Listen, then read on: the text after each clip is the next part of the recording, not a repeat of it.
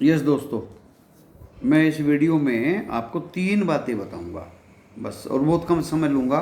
छोटी वीडियो बनाऊंगा। कल मैंने एक बच्चों को एनालिसिस समझाने की कोशिश की थी। तो आजकल बच्चे पढ़ने में, मेहनत में कुछ ज़्यादा इंटरेस्ट लेते नहीं हैं। 1-2 बच्चे ने लिखा था कि आप वीडियो ज़्यादा बड़ी बना रहे हैं, लेकिन 4-5 बच्चों ने लिखा था आप सही बना रहे हैं, लेकिन इतने व्यूज़ नहीं आए जितने आने चाहिए थे। मुझे उम्मीद थी कि ज़्यादातर सीखने की कोशिश करेंगे, तो लेकिन दोस्तों मैं समझ गया कि बात असली क्या थी, वो मैं यहाँ बताने नहीं चाहता। मैं आपको आज 3 बात बताऊंगा। मेरी वीडियो में हमेशा नई बातें आती हैं, नई बातें छुपी रहती हैं, बहुत काम की बातें छुपी रहती हैं, और मैं वे बातें अपने दिमाग से ज़रूर आपको बताता हूँ। और आज भी मैं 3 बातें बताऊँगा। ये मेरा वीडियो इस YouTube चैनल पे एजुकेशन पर्पज़ के लिए है। इसको कोई अगर शेयर बाज़ार से शेयर खरीदेगा या बेचेगा, लाभ या हानि होंगे तो उसकी अपनी स्वयं की होंगी, और वो अपने पर्सनल फाइनेंशियल एडवाइज़र से, सेबी रजिस्टर्ड एडवाइज़र से सलाह ले ले, और तब शेयर बाज़ार में बेचने खरीदने का काम करे। मेरी या मेरे YouTube चैनल की उसके नुकसान फ़ायदे की कोई जिम्मेदारी नहीं होगी। सिर्फ ये एजुकेशन पर्पज़ के लिए है जो मैं 3 बातें बताने जा रहा हूँ। दोस्तों देखिए, एक तो आप ज़्यादातर लोग कल के लिए चिंतित हैं कि क्या होगा, क्या होगा। दोस्तों मेरा व्यू बिल्कुल साफ हो गया है। मेरा व्यू अभी overnight, yesterday in the evening and today in the morning, collection of the clues are with me and I concluded final decision. Okay, my advice आपको देता हूँ। क्या होगा दोस्तों, देखिए, एक तो ग्लोबली जो ग्लोबल US फेड अगेन ना बढ़ा दे इंटरेस्ट रेट, उसकी चिंता है। टेक में सेल ऑफ चल रहा है, उनके रिजल्ट्स इतने अच्छे नहीं हैं जितनी एक्सपेक्टेशन थी, और ग्लोबल सेल ऑफ चल रहा है वहाँ US एंड एब्रोड में। हमारे यहाँ भी महंगाई इम्पोर्ट हो गई है वहाँ से एक तरह से, क्योंकि ग्लोबलाइजेशन है, सब एक दूसरे से जुड़े हैं। इसलिए हमें 40 बेसिस पॉइंट RBI को ब्याज रेट बढ़ाने पड़े। वहाँ अगर 50 बेसिस पॉइंट बढ़ा है तो हमें 40 बढ़ाने पड़े, ताकि हमारा रुपया सिमुलेट कर जाए उनके डॉलर के साथ। रुपया अगर दोस्तों वीक हो गया तो हमें बहुत ज़बरदस्त पैसा देना पड़ेगा। कच्चा तेल, क्रूड ऑयल हम लगभग 85% इम्पोर्ट करते हैं। किसी भाई ने पूछा था बात ही बात में, सर जब क्रूड ऑयल ONGC और वेदांता और ऑयल इंडिया का तो आप रिकमेंड नहीं कर रहे हैं, इनको तो बता रहे हैं क्रूड ऑयल ख़त्म होने वाली बात है। तो दोस्तों उसको मैंने समझाने की फिर कमेंट्स में कोशिश की। गल्फ में बहुत ऑयल है, हमारे ये बहुत साइंस का विषय हो जाता है, एंड हाइज एंड टॉप्स कहाँ कहाँ हैं वो अलग एक विषय हो जाता है। 85% तो हम इम्पोर्ट ही करते हैं, उसके बिना गुजारा हमारा हो नहीं सकता। IOC, HPCL, BPCL चलती रहेंगी। MRPL में अभी अभी एक नई बाहर आई है, चेन्नई पेट्रो भी भागी है। तो दोस्तों इसलिए मैंने HPCL, IOC, BPCL रिकमेंड किए हैं उन 15 स्टॉक में, इंस्टेड ऑफ IOC या वेदांता का केयर्न एंड ऑयल इंडिया। अभी जिस तरह से ये ग्लोबल सेल ऑफ चल रहा है दोस्तों, एंड टेक में भी प्रॉफिट डिले हो जाएंगे थोड़े। मैं सबसे हटके एक चीज़ कहता हूँ, आप भी लोग टेलीविज़न सुन रहे होंगे, डिफरेंट यूट्यूबर्स को सुन रहे होंगे, लेकिन दोस्तों मेरे इस चैनल के इस वीडियो में एक नई बात यह है, वैल्यूएशंस स्ट्रेच हैं दोस्तों। मैं फंडामेंटल एनालिस्ट हूँ, टेक्निकल्स भी कर लेता हूँ, जानता हूँ, उनके आधार पे भी काम करता हूँ। लेकिन हो क्या रहा है दोस्तों, फंडामेंटली भी वैल्यूएशंस स्ट्रेस्ड हैं। मैंने बहुत IT कंपनीज़ की एनालिसिस की, तो प्राइस ओब्लिक बुक वैल्यू दोस्तों 8, 10, 15 25-30 तक हैं।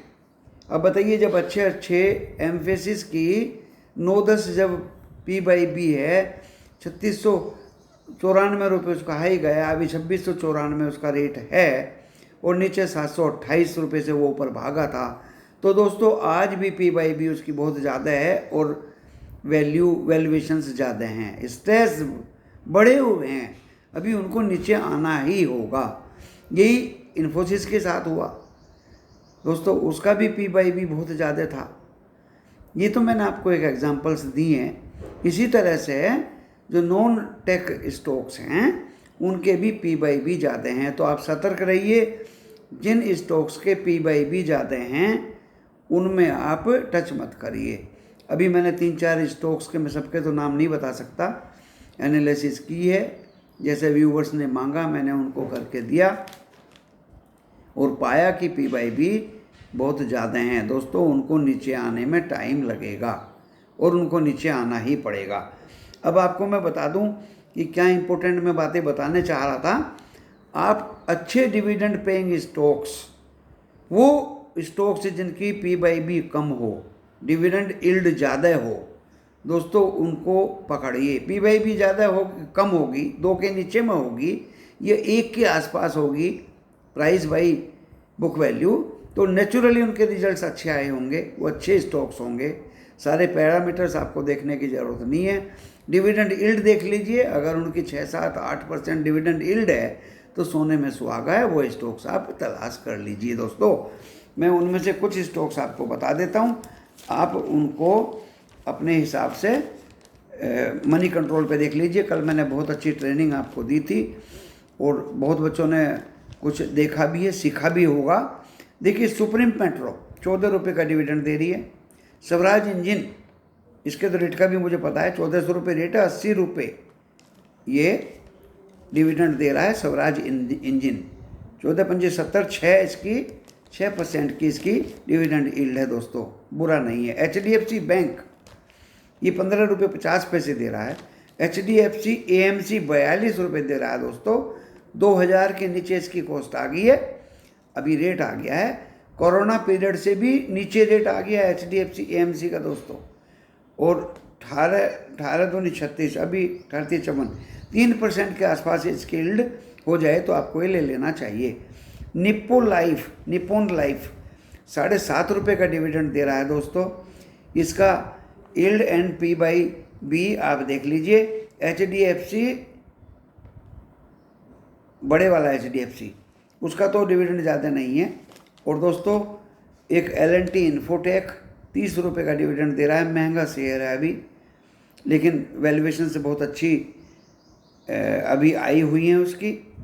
और मैं आपको इन शॉर्ट ये कहना चाह रहा हूँ कि जिन स्टॉक्स के डिविडेंड और डिविडेंड यील्ड्स अच्छी हैं, P/B कम है, टाटा स्टील 51 रुपये दे रहा है, 15 जून 2022 उसकी एक्स डेट आ गई है डिविडेंड की।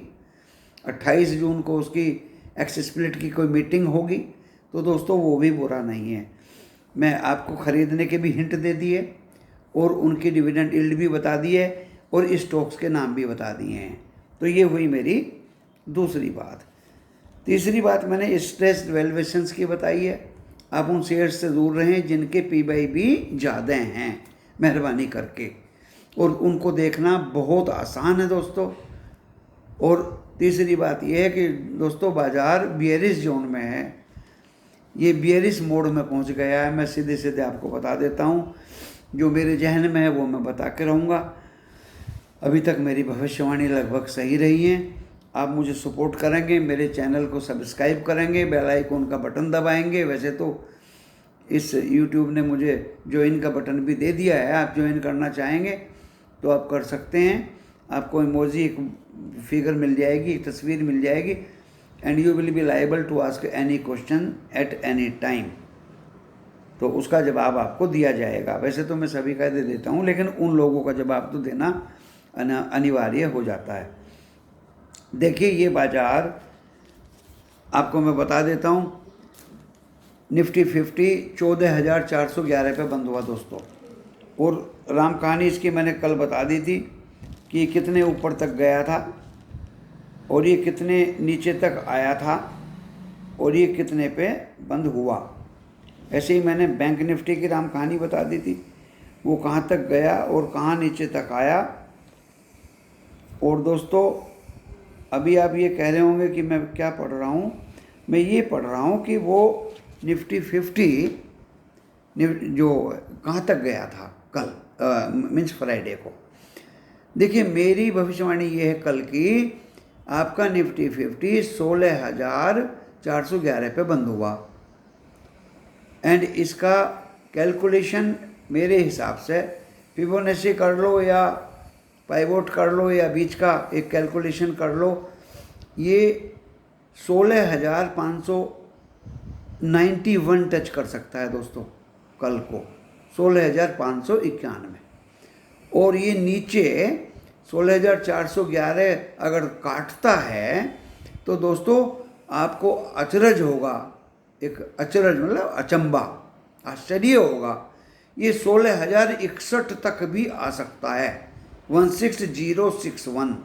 बुरा मत मानिए, ये मैंने कैलकुलेशन किया है, डिफरेंट क्लूज इकट्ठे किए हैं, कंक्लूजन निकाल के मैं इस नतीजे पे पहुंचा हूँ। ऊपर जाने की ताकत इस बाज़ार में मुझे नहीं दिखाई दे रही। रिलायंस खींचेगा, रिलायंस पहले ही प्राइस इन हो चुका है, ये भी किसी यूट्यूबर या चैनल वाले ने अब तक नहीं कहा, ये भी मेरे ही दिमाग और जहन से निकल रहा है। पहले ही बाज़ार ने रिलायंस के रिजल्ट्स को प्राइस इन कर लिया है। दोस्तों आप 16,061 मिनिमम टच करने की गुंजाइश, उम्मीद, और जिस तरह से सेल ऑफ विदेशों का हो रहा है, विदेशियों ने 5,017 करोड़ का माल फ्राइडे को बेचा दोस्तों, बहुत बड़ा एक अमाउंट होता है। और बैंक निफ्टी जो 34,000 कुछ पे बंद हुआ था दोस्तों, और ये भी 33,500 के आसपास तक जा सकता है और मैक्सिमम 34,900 जो मैंने पहले से ही डिटरमाइन करके आपको बताया हुआ है। ऊपर तो जरूर टच करेंगे, ऊपर तो ग्रीन में तो झलक आपको कल मंडे है जरूर दिखाई देगी दोस्तों।